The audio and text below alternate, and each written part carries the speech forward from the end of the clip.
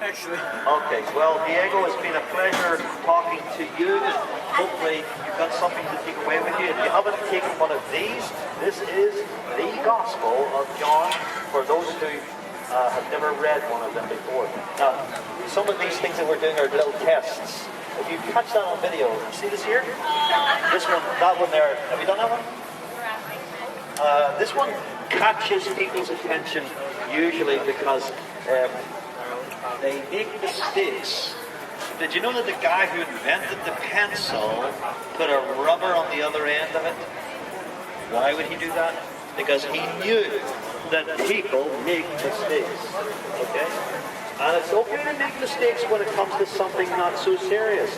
But people think mathematics is not that serious. Well, I would doubt that it's not serious. As we said, if you were going on an airplane and someone has miscalculated the amount of luggage and the amount of people and the amount of fuel, that could be disastrous, right? And there's other reasons why we've said it. Okay. If we said that you considered yourself to be a good person, but based by God's law, right? If God judged you according to His law, you'd be doing it. Okay. So what would you do in that case? Is it too late to say, please, can you forgive me when you're facing judgment? Everyone's going to want to do that. But what if you were told that somebody who's never done anything wrong ever has stepped in and was willing to take your place and say, pour on the judgment of God on me rather than on him? What would you think of that person? Would you be It's crazy. Huh? I would say it's crazy. Would you say it's crazy, or would you say thank you so much? No. You wouldn't thank that person? Well, I certainly would. For example, let's say you're in a war situation. Yeah, Jesus Christ. Who else would do it? Well, of course, no one else is going to be able to do this because they're all guilty as well. But let's say you're in a war situation and there's a trench and there's 3 or 4 of you, three of your buddies, and you're in this trench and someone tosses a grenade into it and you're all going to die.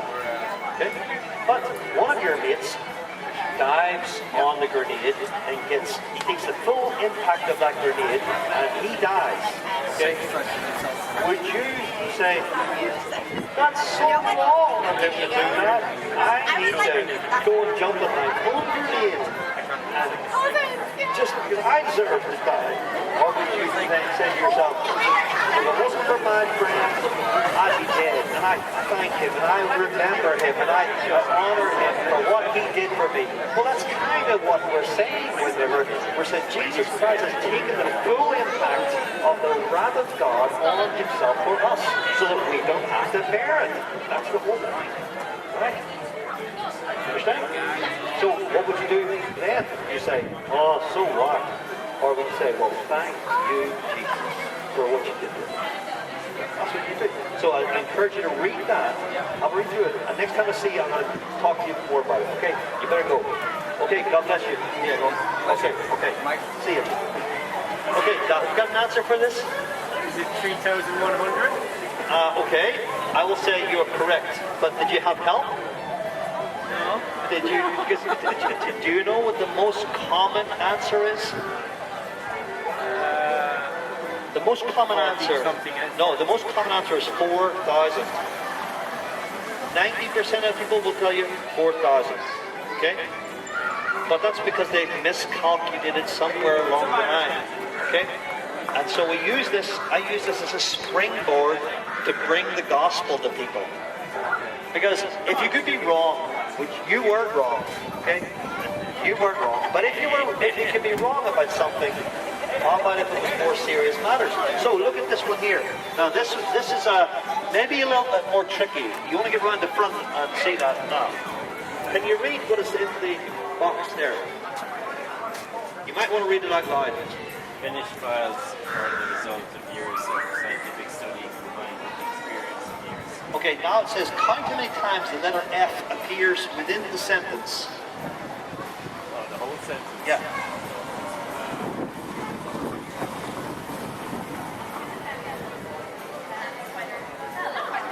And it says, read it only once, so we don't want to be here all day, but and it's hard, I know, when people talk over you and everything. 5? Well, that's exceptional.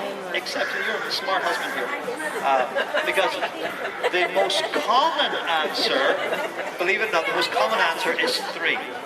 Okay? But you said 5 when there are in fact 6. Oh, is there? Okay. Most people don't see the 6, but my point is that most people don't see that one and that one and that one. Okay. But the reason why is because there are many people, when they read things, they miss things that they are supposed to read, but didn't read it. One more, okay? Now, you have to be really fast for this one, otherwise I'll never catch you. Okay, what does it say in each of the 3 triangles? Paris in the spring, bird in the hand, once in a lifetime. Oh, finally I caught you out. It doesn't say that at all. See, now, some people get caught in one type of thing or another. You finally got caught and misread each of those 3 statements. You don't see how? Now, here's my point. Are these familiar statements to you? Yeah. You might have heard them before. Yes? Paris in the spring. Right? Bird in the hand, one is worth more than one in the bush. Yeah. And once in a lifetime. Yeah. So because you've heard it so often, you don't even bother reading it. Does it not say Paris in the spring? Oh, yes. Does it not say bird in the hand? And does it not say once in a lifetime? Oh, yes. Now, how is that possible? See? And I'm using that as a springboard as well, because let's say, how does that relate to the gospel? Okay? Maybe people say, oh, I've read that before.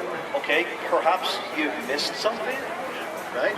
Perhaps you've missed the main point of what was being said. Maybe you weren't really listening, right? But there's a message that is not being preached sometimes. And if you ask most of the people here today, I mean, the general public here actually passing by, a lot of them are Roman Catholics. And if I ask these people, just sort of the general question I would ask them is this: hey, if you were to die today, do you know where you're going? Do you know what the most common answer is? Yes, or I hope to go to heaven, or nobody knows. Right? But when you press the people a little further and say, what makes you think that? Oh, I think I'm a good person. I think I'm a reasonably good person. And that's the problem. If that's the case, we don't need Jesus. Right? You know, stay in heaven, you just stay there. We'll work it out ourselves. We'll be a good person, we'll do our best, and we'll earn our own way to heaven. You don't need to come here. See? But if the gospel is this, you'll never be able to do good enough, to get enough points, to get in there, no matter with all the help of the saints, or whatever you think is going to help you, none of it's going to help you. You need a perfect score. Not just, you pass one test, pass 2 tests. You need to pass all the tests. Let's say the exam, to pass the exam, you've got to have 100% all of the time. Okay? That means that we're all going to fail on the test. And so, let's say, for example, that you failed, and there's nothing you can do about it. Well, let's say that God has a plan, and it is this: He Himself would come to this earth dressed as a man, or in the flesh, and live a perfect life on this earth without sin. Okay? Never once break a single one of God's laws, and yet He gets put upon a cross, not just to endure the pain of suffering there, but He was actually facing the wrath of God, the fullness of the holy wrath of God upon sin. And it wasn't His own sin. He was taking the punishment of other people, their sin upon Himself. My sin was laid upon Him, so that He was being punished in my place. Well, how does He benefit from that? Because He gets the punishment, what do I get? If He took my punishment, do I also have to be punished if He took my punishment? That would be double indemnity, wouldn't it? Double jeopardy. Because what? Well, hold on a second. If Jesus took the punishment for me, I won't be judged. So what has Jesus done? He's saying, I'll give to you the perfect life that I've lived and put that on your account as if you lived a perfect life. Just like I took your sin, and I didn't sin, but I took your sin as if it was mine. I'm going to give you my perfect righteousness as if it was yours. So that when you stand before God, instead of saying, well, I claim to be a good person, I think I'm good enough, you would say this: I stand here based entirely on the perfect life of Jesus Christ and what he's done. And God says, well, I'll accept you on that basis, on the basis of faith in Jesus Christ. Why is that message not being preached in the churches? Because it's not. It's, oh, well, if you do this, and you do that, jump through the hoops, and you do all these, obey all the laws, and if you have enough saints praying for you, I guarantee you that people have hope in a different message than the gospel. And it's really no hope. There's no message of actual assurance. And lastly, let me tell you this. My favorite story in the entire Bible has got to be when Jesus died upon the cross. On either side of him there were two thieves. Now they were both robbers, not just thieves, not like petty thieves stealing a candy bar from a shop. They're talking about robbers here, okay? And they were condemned under Roman law, and one of them on the right of Jesus was going, hey, if you really are such a miracle worker and you claim to be able to do all these things, why don't you do a miracle and get us off these crosses? You're nobody. You're, shouting all kind of abuse at him. The other thief on the other side suddenly had a change, because he was doing the same thing. But he suddenly, halfway through, he turns to his friend, the other robber, and says this: don't you even fear God? Seeing we are under the same condemnation, and we're getting what we deserve. But this man, he's done nothing wrong. Now that's a very interesting statement, because A, how does he know that? Why would he change his tune and say, don't you even fear God? Well, you didn't fear God yourself a second ago. Don't you even fear God? Seeing that we're under the same condemnation, and we're getting what we deserve. And in fact, not only were they getting man's justice, they would have also got the justice of God after they died. Okay? We're getting what we deserve. But he says, but this man has done nothing wrong. How does he know that? Maybe he was listening to Jesus speak from the cross. At several times during the crucifixion, Jesus was making comments like this: Father, forgive them, they don't know what they're doing. I thirst. It is finished. He said a few things, but for some reason, this thief said, this man's done nothing wrong. So he knew something about it. And then he made a very interesting comment to Jesus. He said, Lord, remember me when you enter into your kingdom. Now there's an awful lot in that statement. First of all, why would he call another person on a cross Lord? Lord. And he says, remember me when you enter into your kingdom. There's a lot in that. He's had a kind of a revelation, hasn't he? Now Jesus could have said, remember you, I will forget all about you. There's nothing after this life. Or he could have said, no, I'm not going to. You'll be the furthest thing from my mind, right? He could have said any of that. He could have said this: you haven't been to church, you haven't been baptized, you haven't done communion, you haven't done this, you haven't done that. There's lots of things you haven't done. You haven't got a hope of being remembered. But what did Jesus say to him? It's in the Gospels. Jesus turned to that man and said, assuredly, I say to you, today, you will be with me in paradise. Is that not the most awesome statement to think that man would have heard from the very lips of Jesus? Assuredly. Now what does that mean to you, assuredly? Certainty. Of truly, truly, assuredly, I say to you, today. But the moment we die, yes, this very day, I won't be in purgatory, I won't be in hell. No, today, you will be with me in paradise. I mean, that thief would have gone, I can't wait. Get it over with. And if a reporter was to come up to him at that moment and say, I have a question before you die. Could you answer me one question? Do you know where you're going? What do you think he would have said? Oh, I don't know. Gosh, I'm a bad guy. Or, well, I would hope, maybe. Hope I'm good enough to get to heaven. Do you think he would have said any of that? What would he have said to him?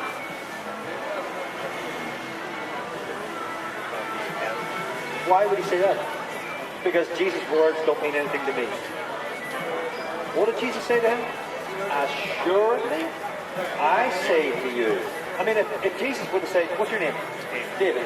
If Jesus was standing there and said, David, you're dying, but I've got a word for you. Assuredly, I say to you. Oh, who are you? Assuredly, I say to you, this very day, the moment you die, you're going to be with me in paradise. Wouldn't you feel kind of like, wow, this came directly from the mouth of Jesus? That's good news, right? Well, that's what that man heard that day. So if someone asked him, where are you going? I'm sure he would have said, well, the man in the middle here, Jesus, the Lord, who has a kingdom, who I believe is Lord, and he said, I'm going to be with him. So I know where I'm going. And he probably would have started preaching to the people around him and said, where are you going? That's a good question. You could be dead today, just like me, but where are you going? Because I know where I'm going. This very day I will be in paradise. And is he the only person in the whole of the history of the world or the Bible or anywhere else that had that kind of assurance? I mean, you ask anybody else, what would you do? Oh, I don't have it. I wish he had said that to me. Well, he has told us that sort of thing in the scriptures. Assuredly, how we can have everlasting life. How? By putting our trust in Jesus Christ. The question is, have you done that? What about you? Have you ever done that? And let me tell you this. Let me just wrap this up, okay? There's a well-known story about a tightrope walker called Blondin. Have you ever heard of him? He used to walk across the Niagara Falls on a tightrope, and he could do it backwards, forward, blindfold, you name it, he could do it.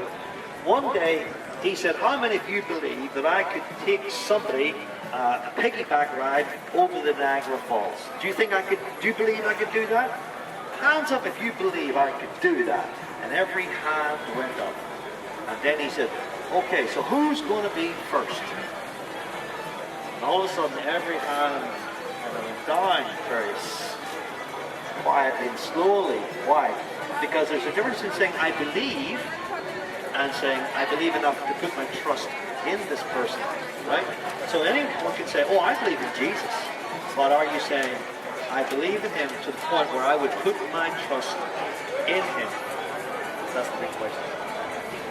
And the challenge of the gospel is this: will you put your trust in Jesus Christ, like that thief on the cross, like anyone who said, Jesus is my Lord and Savior, I put my trust in him, I will not be facing the judgment of God because Jesus took it for me, and I am assured of salvation.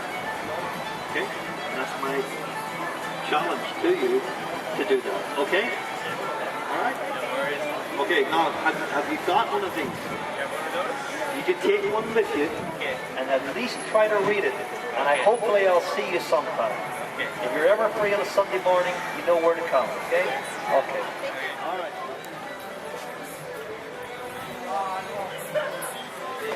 Okay, have you got an answer? We need someone to do this quiz here and get the right answer. How many times does it say? Count them only once. This must be your third time round. He wants to make sure he doesn't make a mistake. Because it's very easy to make mistakes. Okay, so, did you say 3? Give it here. Congratulations. That's the most common answer. The average person does say 3, but there are in fact 6. So you must have missed something. Now, I probably could tell you which ones you missed. But I would like to see if you can spot them yourself. Okay? Now don't stand too far away. Because I want to get okay. Now, why would I be doing that? Why would I be doing that? Because people miss things, don't they? Okay, last test, and then you can go, okay? You'll have passed all 3 tests eventually, okay? Now, can you read what's in each of those 3 triangles? Paris, the spring, Right? bird in the hand, Yeah. once in a lifetime. Now, did you hear that? Can you say it again? So you had Paris in the spring, bird in hand, once in a lifetime. Are you sure that's what it says?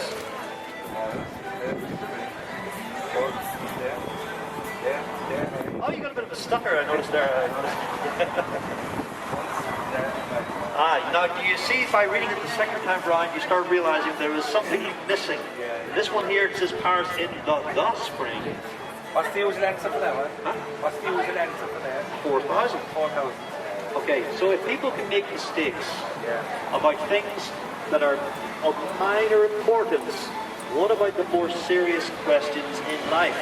And I have two questions I want to quickly ask. What's your name, by the way? Tom.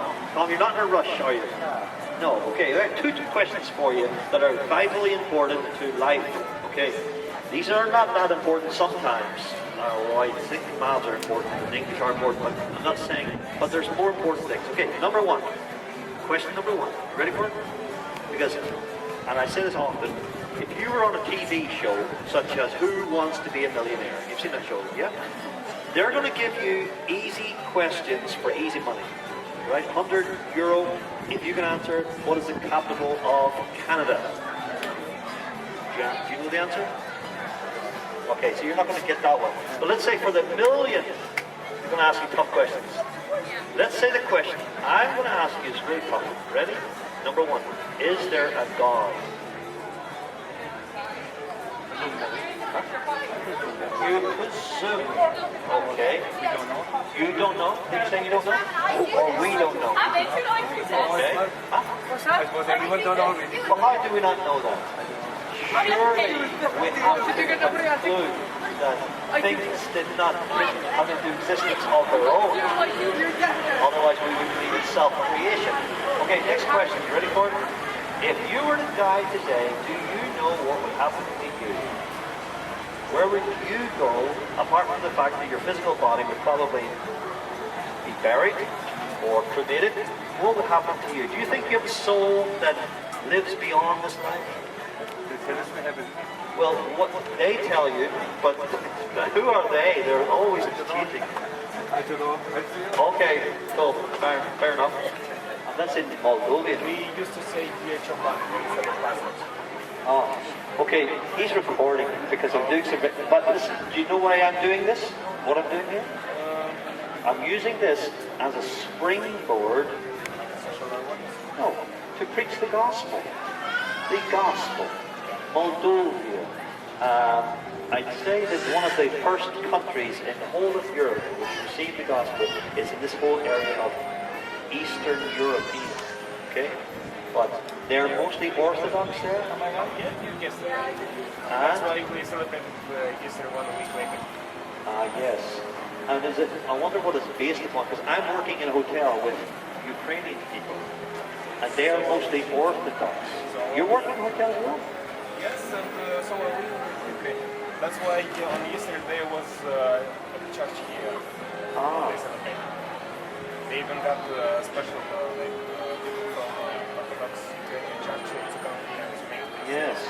I met this old lady, and she said that her priest, and he's the guy with the big beard, that he was coming and going and something else. So I don't know if he lives here, but he's partly around. But is there, what I'm trying to find out from these, most of them are either Orthodox or Catholic, not as many Roman Catholic, but Orthodox seems like it's very, very similar to Roman Catholic. Very similar.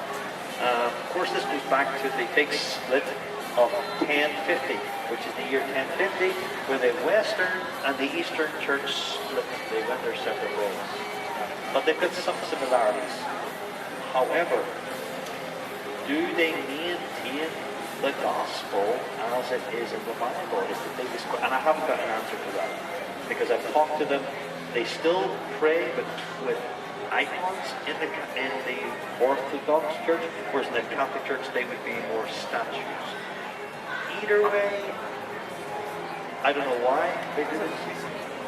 Yes, but what would you do if you, and then some of them didn't even know this, the Bible's quite clear, in the second commandment, which they don't even notice. The Catholic Church has hidden that commandment.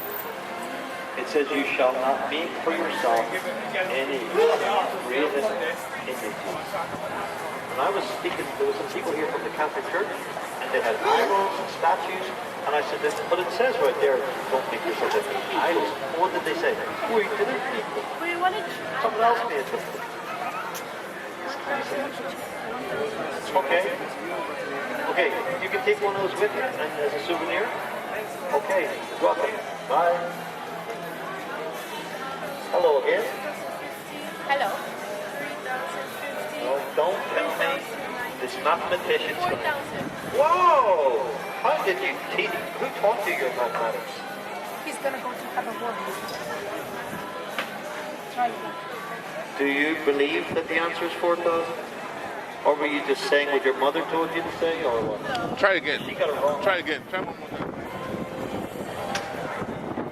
Don't forget your ice cream. 3. Well, there you go. Now, do you know what the most common answer to that is? 3. Do you know what the average person says? 3. But there are in fact 6. Yeah. Do you know which ones you missed? No. I would guess probably that one, and that one, and that one. Am I right? Right. See, now, is it possible that you can read something and miss what was being said? Yeah. Okay. So finally, the final question is, see if you can read what is written in each of those 3 triangles. Okay, can you read those 3 triangles out loud? Okay, you failed on that one as well. So maths was your strong point, okay? Does it actually say Paris in the spring? Paris in the spring. You gotta be able to stutter, that always helps, okay? Sorry. Bird in, Is that? and, okay? Yeah. And once in, So even if you had a stutter, you might think, that's not good, but actually it can be beneficial, right? I'm not saying you have an actual stutter, but it's good to do it. So, can people read things and misunderstand what they were reading? Okay, why am I doing this? As you probably guessed, I'm doing a bit of preaching of the gospel, okay? Most people, if I was to ask them, have you ever read anything from the Bible? They might have read it, but have they missed bits that have maybe they didn't see? Like, what am I missing here? Why is it not exciting? Why is it not interesting? Why have they maybe missed the entire message? Okay, so here's my quick question for you before you go, right? Before your ice cream finally goes. Can you tell me what do you think is the overall, in a nutshell, message of the Bible? No idea. Have you ever read any of it before? Well, I'm going to give you one of these. Click, you've got a few things in your hand. You should read it, because there's a possibility that you have missed something. The greatest news that has ever reached mankind, and you haven't heard it, or you've missed it, maybe you should read it. This is a small version of that question we did earlier on, but listen, there's some great news here. You know, what do you think is the whole purpose? Why is Christianity the growing religion, the fastest growing, always has been around the whole world? Because there's a powerful message being shared to people that there is life after death, there's life even now, and it's to give you purpose and everything that is necessary for living this life. Otherwise, what's the point? Can you tell me what is the point of life? No, there wouldn't be any point. Just live, die, get a job, which thankfully you've got. Okay? Live, get a job, die, maybe buy a house, all those things. But then for what? If there's nothing beyond that, then it's just kind of pointless. You might as well just finish it off now, right? And you want to get yourself a tissue for your face, not your sleeve. Listen, there is a gospel message, good news, that though we are sinners, Jesus Christ took the judgment of God upon himself that we deserve, so that we don't have to face the judgment of God when we die. But the scripture tells us this one thing: it is appointed unto men to die once, but after this there's a judgment. And the good news is Jesus Christ took the judgment of God himself on himself and spared us from having to face the judgment of God if we put our trust in him. Okay, what's your name? Reed? Rian. Okay, well, we'll see you next time. Okay, all right. You interrupted them. No, they're going to have to start all over again. It's okay. All right. People make mistakes. You made your mistake, but I can give you one of these and you can have a closer look if you want. But don't turn over. The answers are on the back. I know that people are tempted to do that and they'll be turning over and saying, let me see, let me see, let me see. It's remarkable. Is it the right answer? You say no? She said 4,000, remember? What did you say? See? That's the most common wrong answer. Am I right? You are right. But that's only one of the 3 tests. You passed your maths. Which is probably good. You can tell people, I passed the maths test the other day. Which one? Oh, the one we did on the street. Right, Henry? Nice to see you, Nice. Okay, so obviously you're looking at the back now. You couldn't resist, right? Couldn't. I had to. Okay. So where people are making the mistake is they're making the mistake at the last hurdle. Just imagine horse racing, okay? The last hurdle you fall. What is 1,000 plus 40? 3,040. Correct. Now add another 1,000. Correct. Now add 10. Correct. 1,000 more. 3,000. Correct. And add 40 to that. 3,090. Correct. Up to this point you were 100% correct. 3,090 plus 10 is? 3,090 plus 10 is? 3,100. Where are you getting 4,000 from then? Yeah, it's 3,100. Now, do you see that people make mistakes? And the look on the faces is why this guy's recording on camera, because he wants to see the look on your faces. When you see it on YouTube, you will understand where you were. They want to run away as soon as possible. But if you could be wrong about something like that, is there any big deal being wrong in maths? No, that's not. Yes, there is. Yes, there is. Who thinks that maths are important? Does anyone think maths are important? No. When you go to the bank, you don't want the maths to be right. I do. If you want to get on an airplane, don't you want to know that the guy who calculated the fuel and the baggage allowance and all those things calculated it correctly? It is important, isn't it? Right. Now, I've got another question for you. Ready for it? You ready for it? See if you can answer this question. Now, you want to stand over here because you want to be right in the middle, right? See if you can answer this question. I take it you're not tourists. You're not tourists. You live here, right? No, yeah. Yeah. Okay. See if you can answer that. It says in the box, finished files are the results of years of scientific study combined with experience of years. That's not the issue. The issue is, can you count how many times the letter F appears within that sentence? Count through it. See how many times the letter F appears. Did you hear that? She said 3. The average person says 3. That's not bad, is it? But there are in fact 6. Where are the 6? Yes, 1, 2, 3. That's the ones you would have missed. So you finally passed the second test. Now we get the third test. You ready for the third test? And this is the third and final test. You ready for it? Now, you have to be quick for this one. Very quick. Read aloud what is written in the 3 triangles. Go.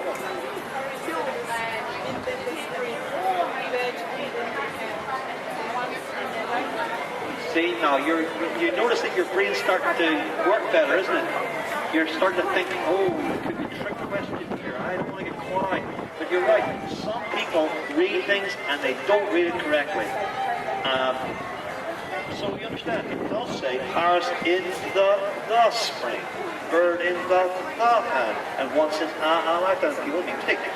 Why am I doing this? I'm using this as a springboard for preaching the gospel. Oh, really? How am I doing that? Well, people read things and they don't get it, right?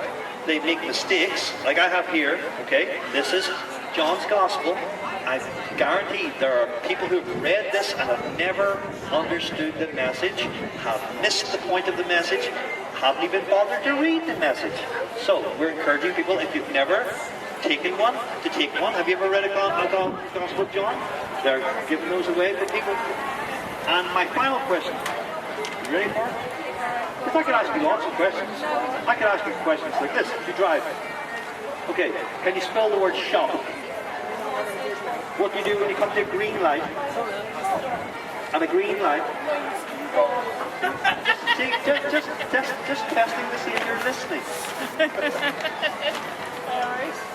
And the final question is this. Ready for it? What do you think will happen to you if today you were to die? Where are you going? Based on what? Based on what? Well, a lot of people say that. Is there any particular reason? Well, there's a lot of people who have faith and belief in God. Muslims, Jews, Hare Krishna, Buddhists, Sikhs. Many people believe in God. In fact, the Bible says this. I don't know if you're familiar with the Bible. It says, you say you believe in one God. Well done. So does the devil. He believes that. But so what? Believing in God is not narrowing it down far enough, is it? And that's why Jesus said, I am the way, the truth, and the life. No one comes to the Father except through me. How's it going? Good to see you guys. It's good to see you. See you tomorrow? Okay, all right. What's this? Okay, do you understand? Do you know who Jesus is? Would you say when you believe in God that you're actually referring to Jesus? That's why we need to be more specific. Okay? Except through Jesus Christ. Okay, that's why I was trying to get at, because if it's such a broad statement when you say, oh, I believe in God, but you've got to narrow it down. Otherwise, it's just too broad. And Jesus said, broad is the way that leads to destruction, but narrow is the path that leads to life. That narrow path, people might think, you're very narrow-minded. Well, we are on the path that's narrow, only because Jesus said he's the only way. Do you believe Jesus is the only way? Okay, well there you go. I just want to get that message out there and give people the Gospel of John. Do you attend church somewhere here? Where do you live? Mallow. Well, we have a church here in Killarney. This man attends the church. Those people who pass by attend the church. And we meet in the school called the Mon School in Killarney. The Mon School, primary school. No, it's a mix of Pentecostal and Reformed theology, a bit of a mix, really. And if you're free on a Sunday, you could come along. Yeah, or there's churches in Mallow as well. I know of some in Mallow. Very good. What's your name? Sharon. As in Sharon, the Rose of Sharon. And your son? AJ? Hey, come on, which one do you want? Maths question, reading question? These are very good. There you go. See? You're French. Okay, I got something for you. I got something for you in French. Ready for it? Okay, ready for this? Now let me speak a bit of French, please. Thank you. Pourrais-je avoir votre attention pendant quelques instants? J'ai quelque chose de très important à partager avec vous. Que pensez-vous qui se passe suite au décès de quelqu'un? Pensez-vous qu'il y a un paradis? Et s'il en existe un, pensez-vous être une assez bonne personne pour y aller? Êtes-vous une bonne personne? Nous pouvons le savoir en examinant quelques-uns des 10 commandements que Dieu a donnés dans la Bible. Combien de mensonges avez-vous compté dans votre vie? Avez-vous déjà fait quelque chose qui appartenait à quelqu'un d'autre, quelle que soit sa valeur, même si elle était petite? Avez-vous déjà utilisé le nom de Dieu en vain? Oh mon Dieu! Jésus dit, quiconque regarde une femme pour la convoiter a déjà commis un adultère dans son cœur. Avez-vous déjà regardé une autre personne avec impudeur? Si vous avez dérogé à ces commandements, par votre propre aveu, vous êtes un voleur, menteur, un blasphémateur et un adultère à cœur. Donc voici une question très importante. Serez-vous coupable le jour du jugement? Si vous êtes honnête, vous savez que vous serez jugé coupable. Et la Bible dit que tous les menteurs, les voleurs, les adultères et les blasphémateurs finiront en enfer. Êtes-vous concerné que si vous êtes reconnu coupable, vous irez en enfer? Cela doit vous concerner. Vous voulez vivre et vous le prouvez. Malgré que nous avons désobéi à la loi de Dieu, c'est-à-dire les 10 commandements, Dieu est devenu un homme pour payer notre amende. Jésus a souffert et est donc mort sur la croix. Okay, what do you think of that? Is that okay? French? It must have come to an end. Il a donc assuré notre châtiment, puis a ressuscité et a conquis la mort. La Bible dit, car Dieu a tant aimé le monde qu'il a donné son Fils unique. afin que tout le monde croyant en lui ne périsse pas, mais ait la vie éternelle. Ce qui veut dire, comme votre amende a été payée il y a 2000 ans, Dieu peut légalement rejeter votre cas. Vous pouvez sortir de sa salle d'audience, il peut vous laisser vivre éternellement parce qu'il est aimable et riche en miséricorde. Afin d'être sauvé, vous devez repentir, c'est-à-dire vous éloigner de votre péché et avoir confiance en Jésus comme vous auriez confiance en un parachute. Si vous n'avez jamais repenti et vous avez confiance en Jésus seul pour votre éternel salut, s'il vous plaît, faites-le aujourd'hui, il n'y aura peut-être pas de demain.